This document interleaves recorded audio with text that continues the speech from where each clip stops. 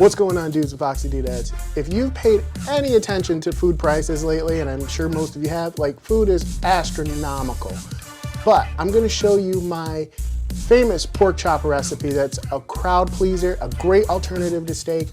And these pork chops are literally about $5 for two. You can't go wrong with these. So if that sounds interesting to you, stay tuned. Okay, the first step that you need to do is pack off your pork chops with a paper towel, okay? Now this is not the sexiest part of this video, so while you're doing that, you could drop a like and subscribe. We're a small channel trying to grow, and that greatly helps us out. I would greatly appreciate that. So, once your pork chops are free of any moisture, then we can begin the seasoning process. Make sure to wash your hands with soap and warm water. All right, now we can begin our seasoning. We're gonna do it on both sides. We're gonna start off with the pepper. I always recommend fresh ground pepper. Make sure that the nozzle in your pepper mill is open just a little bit so you can get those bigger chunks of pepper, a little bit more heat.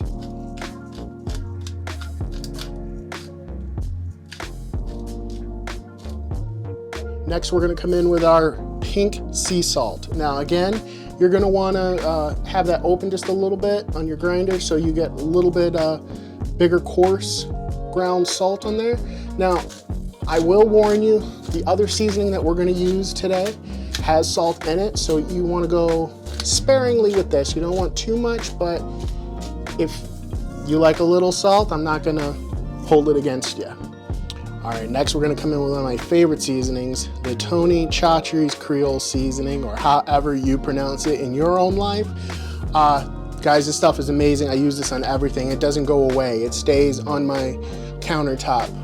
And I want you to give a very liberal seasoning, all right? I want you to just shake it on there. And if you like a little bit of spice, this is perfect, okay?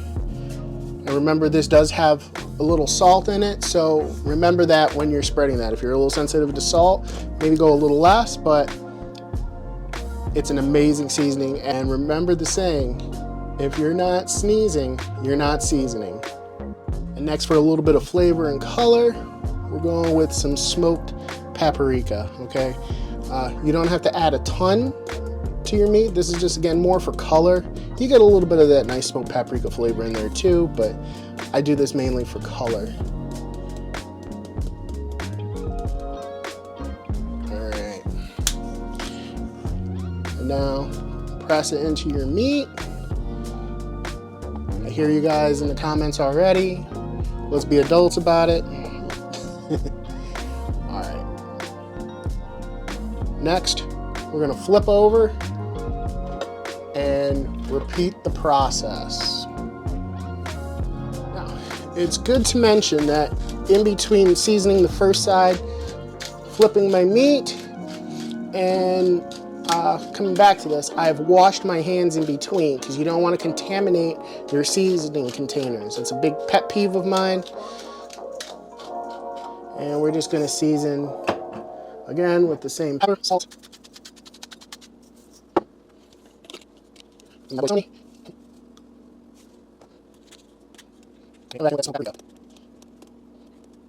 Okay, so now season, and this is an important step that a lot of people miss. You want to pick up your meat.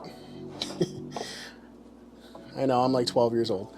And you want to mop up the seasoning that's left and wherever you season, from a cutting board or like I'm doing with this plate. So the seasoning gets all around the corners, okay?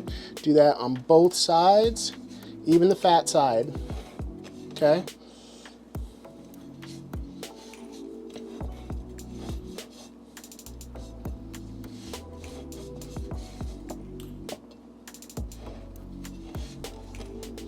All right, and once you get a nice, you can see that nice, even coating around the edges, then it's just time to leave this and let it sit for 15 to 20 minutes. 2,000 years later. An easy tip is to cut your butter beforehand. So make sure you're gonna need 2 tablespoons. And you guys should know you can get an accurate measurement on the wrapper. Okay, so our pork chops have been seasoned. It's time to turn on the stove. You want to get your cast iron pan nice and hot before you add the oil. Okay, once your pan starts to smoke a little bit like this, you're going to want to get a little bit of water in your fingertips and splash it in. You can let it get a little bit hotter than that, but if you're satisfied with it, now's the time to add the oil. So what we're gonna do is add just a little bit of oil. You don't need much. Okay? And then what we're gonna do is slide it around the pan. Make sure you got an evenly coated cast iron skillet, okay, with lots of oil. Lots of oil all on the bottom of the pan. All right. Sit it back down. Let it get a little warm. Next, we're gonna lay our pork chops down. Always lay away from you, never towards you, just in case there's any splatter. And then we're gonna let it get a nice sear. So if you don't hear a sizzle, you're doing something wrong.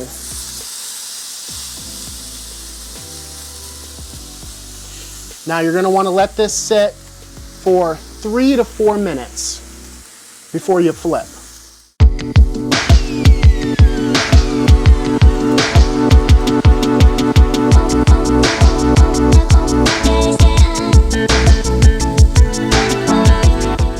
It's been about 4 minutes. So we're gonna start flipping, all right? And you'll have a nice sear there. Now don't be nervous if it looks a little black in some parts.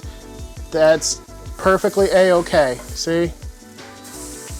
Looks good. Now we're gonna flip, and now we are gonna add our butter. This is one of the most crucial steps in the process, okay?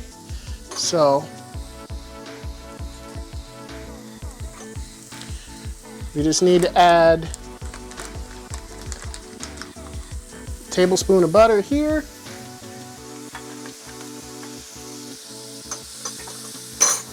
And we're gonna let that melt down.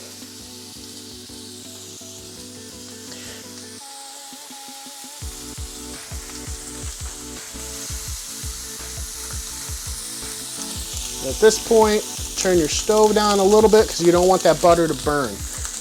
Our meat has already seared on one side, so we can turn it down safely at this point. Next, we're gonna add our garlic. Now, what I want you to do is I want you to tilt your pan away from you and add a little bit of garlic. Now, I'm using garlic powder in this step. You could, if you wanted to, use fresh garlic. But in a pinch, you know, we're going a little cheaper here. It's gonna be fine. So what we're gonna do is once that butter and that garlic mix, then we're gonna baste. Okay, now, if your butter melts too quickly like mine did, sometimes it happens, sometimes it doesn't, don't be afraid to add a little bit more and just keep basting, okay? You could also add a little bit oil, you know, if your pan gets a little too hot, just a splash will cool down and bring the temperature right back to where it's supposed to be. Now, these babies are ready to flip again. And what that means is then we're gonna add, see, look at that.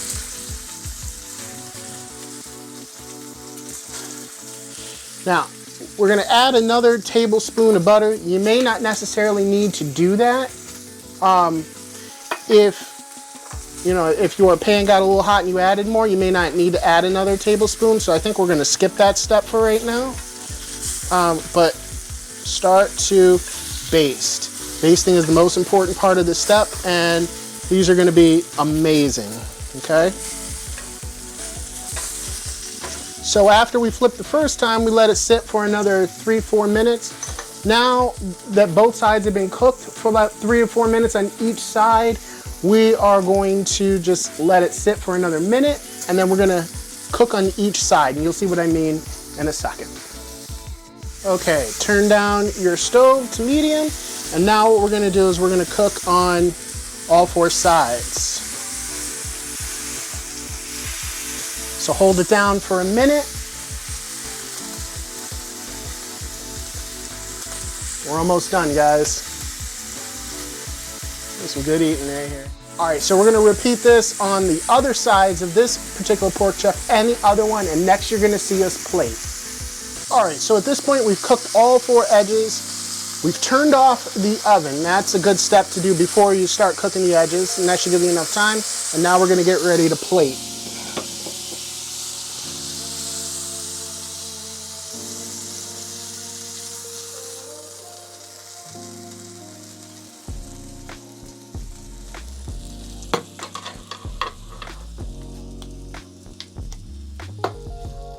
Now what I like to do is when we let this rest, one last baste with some of these juices, some of that butter. Just sit there and keep it moist and warm. Okay, and dinner is served. Check this out. All right, we let it rest for a little bit. Cut in the center. And there, you have some nice, tender, juicy pork chops. Okay, so just a small cut.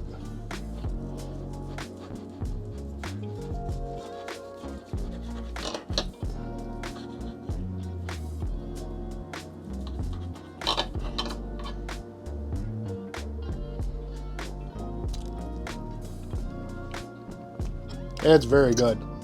Hey, we made it back to the bunker after making a successful and delicious meal. Guys, these pork chops are amazing, cost effective, but most importantly, they taste awesome.